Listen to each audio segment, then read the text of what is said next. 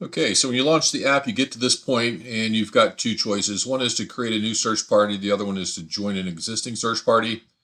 The joining an existing search party is extremely easy. We're going to cover this part first because it is as simple as entering a code that is provided to you after the search party is created.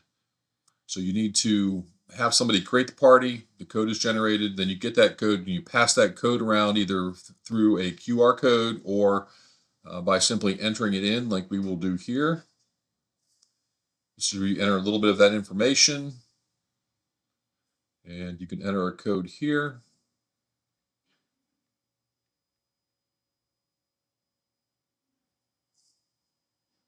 You join the party. This now takes you to the map. And if other users were using this same code, you would also be able to see them on the map. That is actually anywhere in the world. So if you had an international team, you would be able to see users in other parts of the world. As you can see, we have somebody in Spain that is part of this team. And if you click on that user, pulls up an information window where you can click to call their phone number if they've provided that, or you can send them a message through the mobile application. When you send somebody a message, it goes to the updates page, and you can see the different updates that are being transmitted. All messages, either to the group as a whole or to individuals, are stored here. So nothing is private from the group. If you go back to the map, you can see that you have the ability to toggle visibility on and off. You can add and remove labels. You can designate yourself with a black triangle, and this is used for search parties to orient on an individual.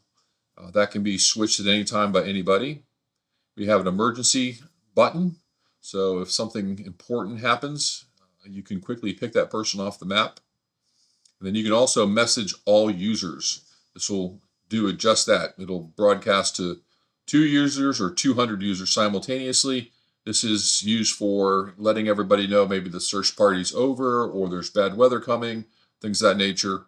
And it makes it very convenient and keeps it within the mobile application.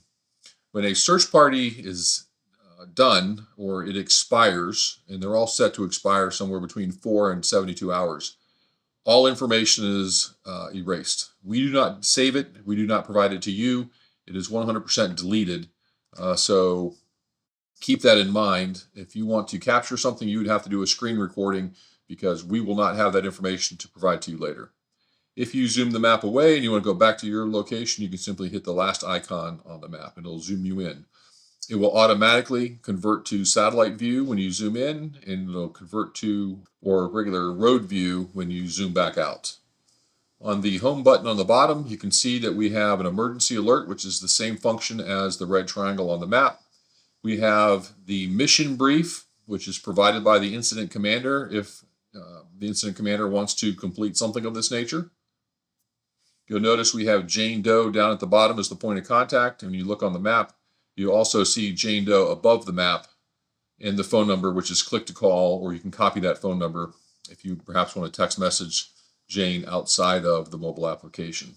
The mission brief gives you most of the important details about a search party. It does not have to be used, but it is helpful to be able to communicate that information without having to write everything down, and people get things wrong. They can go back here and they can reference it, especially if there's a photo.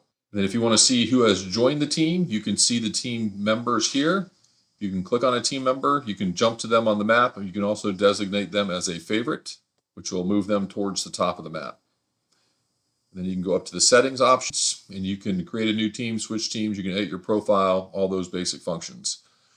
So now we're going to leave the search party and come back and create a new search party. This is where we enter the mission brief information.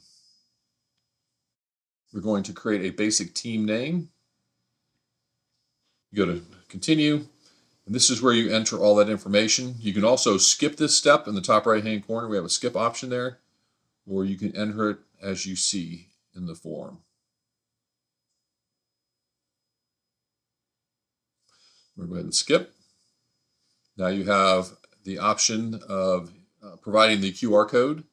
or copying and sending out the search party code. And you can also set how long the search party is going to be active. And once that hits, you have to issue a new search party code in order to distribute that again. So you want to make sure that the search party code probably goes a little bit longer than you intend to actually do a search. If you have a different group of people showing up the next day, you would want a new search party code. You may want to print the code and the QR code on a sheet of paper that you can set up on a table, and people can come by and scan the code, not only to get the app, but also to get the code. It makes enabling people to join a search party in mass, I'm talking a couple hundred people, within a very short period of time. You click save and you're back to the map, and the functionality here is the same as before. Thank you, and enjoy the Search Party mobile app from PubSafe.